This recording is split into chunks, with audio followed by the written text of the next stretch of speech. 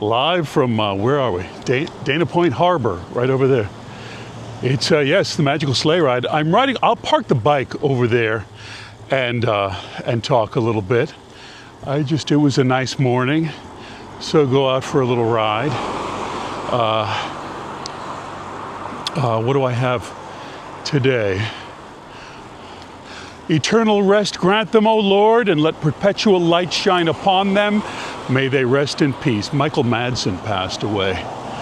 Michael was, we're in Hollywood. We work in Hollywood. So I would describe him as my great friend, Michael Madsen, which means very early on in both of our times here, we saw each other at a lot of auditions, increasingly would nod to each other. He was a tall guy, handsome guy. And he went off and, became a movie star in the sort of tough guy roles. You know, a lot of tough guys. And I did, as I've joked and not joked, I just did whatever jobs were there. I had 4 children eventually. So I just did work. But Michael did a lot of work. Reservoir Dogs, Donnie Brasco, I loved him in War Games. You should see War Games. That was like one of his first things. And I saw War Games at the theater, I guess back in the 80s. Oh, yeah, Michael from the auditions. Anyway, he passed away. That's why I say eternal rest grant them, O Lord. Let perpetual light shine upon them. We Catholics, we go crazy with that stuff when you die. You gotta give us a little credit for that. We don't have the bronze urn with a couple of decorative sticks leaning against it and somebody sings, "You've Got a Friend." We do it up. You're there in a box with a crucifix on it. We just, saints, pray for them, and angels lift them up to heaven. And forgive them, Lord, in your mercy, all that. We go for it. And I don't mind that at all. I do it for me when I'm out of here. Do I have helmet hair? Usually I take pride in my incredible James Bond appearance, but anyway, we'll go for this. That took a long time. Very busy. A lot of summer going on. You having a good summer? It's fantastic. So this is Dana Point Harbor. Here's the baby beach. I'll try to show this. How do you do this? Yeah, I'm asking you. There you go. That's all like little ones. The little ones come here. And it's a protected beach. And all the people with the little ones love it. Because if a bunch of 11-year-olds start making trouble, the lifeguards come up. Guys, baby beach, we don't do that. We calm down and just have little buckets of sand for the little ones. And here there's a sailing lesson going on here. Sorry about the camera. I don't know how to do any of this, but we'll try. See the little orange sails. That. Okay. Yeah, enough with Tom's professional cinematography. You know, a very famous voyage actually launched from this harbor, Dana Point Harbor, way back when. It was a 3-hour tour. But the weather started getting rough. That tiny ship was tossed. If not for the courage of the fearless crew, everybody, the minnow would be lost. Yes, in the opening credits of Gilligan's Island, the minnow is leaving from this harbor, or what this harbor looked like back then, because this used to be a surf spot called Killer Dana. But the minnow launched from here and never came back. They never rescued those people. And they had a professor, huh? He can make a radio out of a coconut. He can't fix an 8-inch hole in a boat. Anyway, it's summertime, and I hope that you're taking good videos and writing down some wonderful memories with your family, because your life has meaning. It has meaning far beyond what you know. With your friends, with your family. I mean, my mom was a singer, an amateur singer in high school. She was a lovely singer, wonderful musician. But she was singing in high school, and Fred Waring and the Young Pennsylvanians were coming to sing for the president, Dwight Eisenhower. Fred Waring was a famous guy, but this is back in the day, probably black and white television, and he would conduct a chorus of young adults, Fred Waring's Young Americans. And they did all those kind of, everybody loves a baby, that's why I'm in love with you, or whatever. All sorts of things, and tributes to America, of course. They were coming to Philadelphia, and it just so happened it was Dwight Eisenhower's birthday. So they invited some of the good singers that they knew were good from local schools to come and sing with Fred Waring's Young Pennsylvanians, singing Happy Birthday to President Eisenhower. And my mom was selected, and she went to some big fancy thing with the president and sang Happy Birthday to Dwight Eisenhower, and that was her claim to fame. And I wish that she vlogged it. I wish she had one of these. I wish she wrote it down somewhere in some little school notebook. I went and I sang for President Eisenhower, and this is what it was like. And I met these people from Fred Waring's Young Pennsylvanians, and it was a lot of fun. I wish that she had done that so we could have a little bit more of that experience rather than her oral story about it over the years. Oh yes, we sang for President Eisenhower. I think it would be worth it, don't you? My dad, very, very, as I've told you, very humble beginnings. My mom too. Very humble beginnings. And he started going to night school. He went to Temple University, night school. I'll tell you that story sometime. But he was in the class with the night students, and they were all working all day and then going to school, trying to better themselves.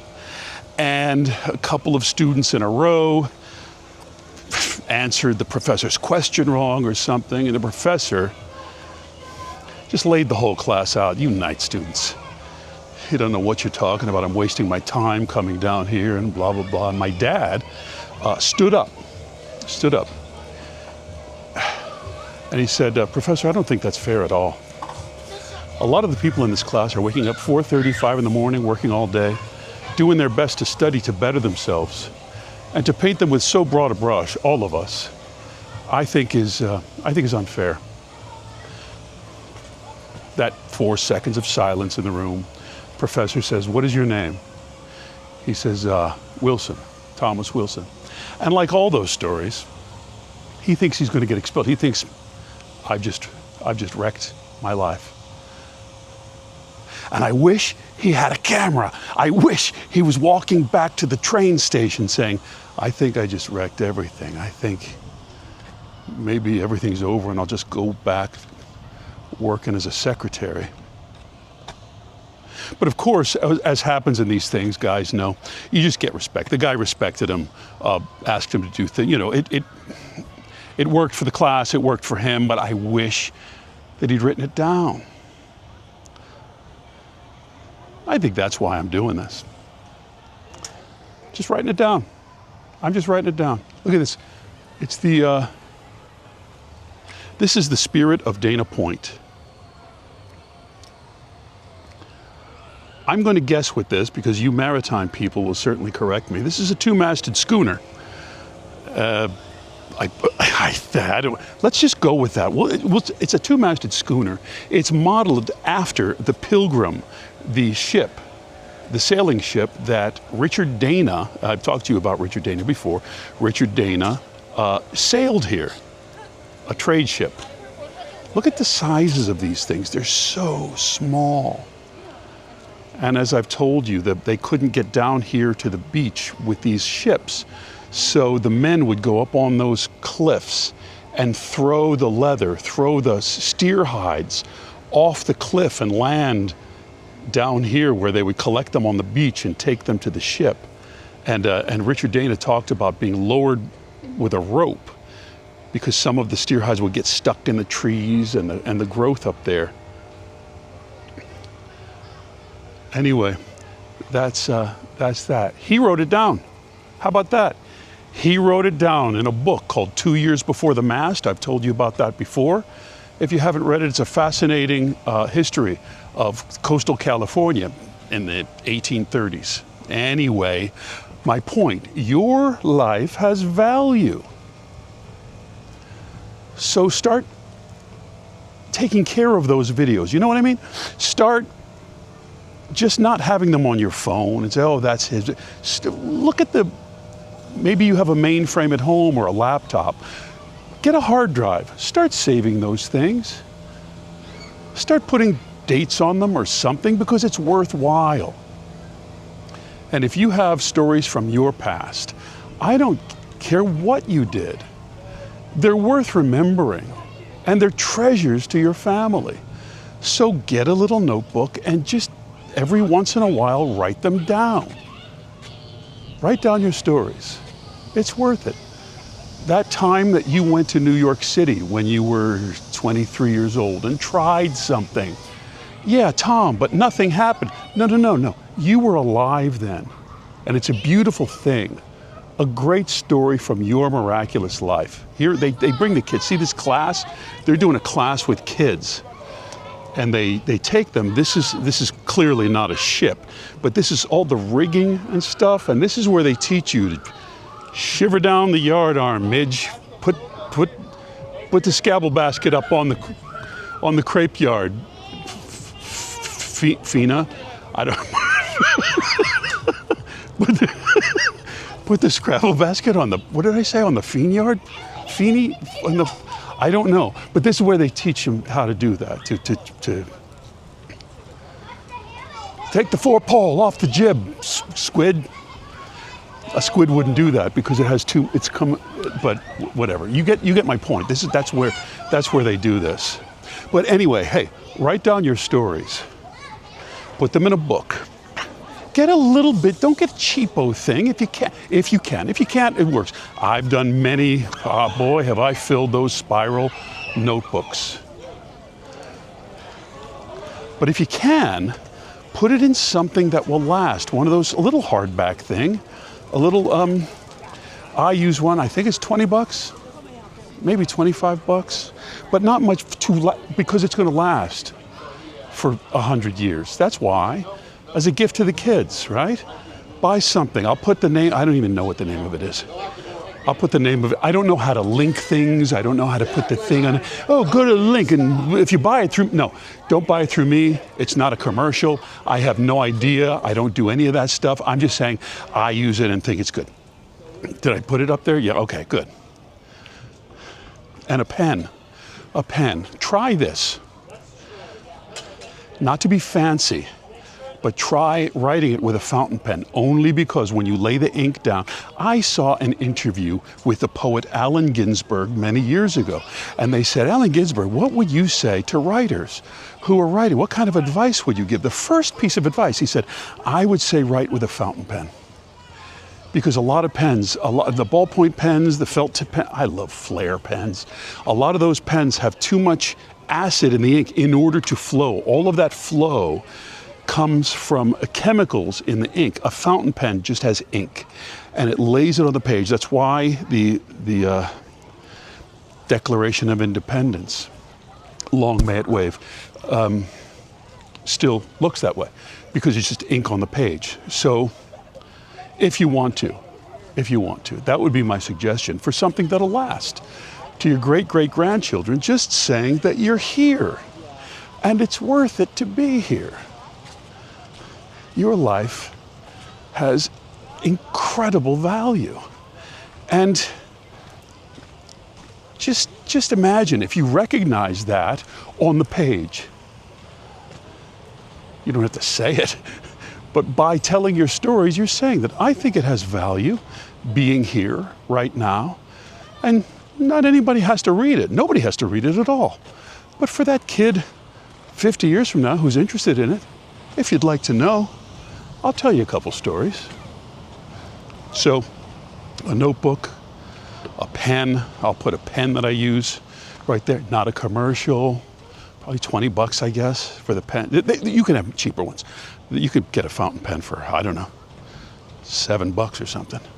But the one I use, and the notebook. So do that, because you're worth it. I don't, because you're worth it. Dadgummit, what was that guy? But it's, come on, it's kind of true. That's why I'm doing this stuff, I think. Pretty well, why I started doing this stuff is so that maybe my great-great-grandchildren will know me a little more than just that guy from The Thing. Just a little bit more. Yeah, we're back over here.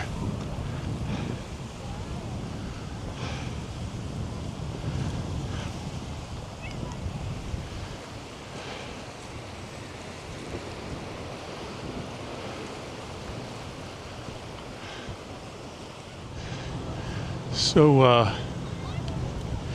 with my fountain pen, let me write in your yearbook, have a great summer. Don't ever change. Besties forever. Well, don't ever change unless your life is whispering to you that you could use a change. Then, go for it. Carefully, but with determination. That within a month and a half, your autumn could be different and better. And that'd be fantastic, wouldn't it? As the air changes and we all change a little bit. I hope I do too. I hope I do too.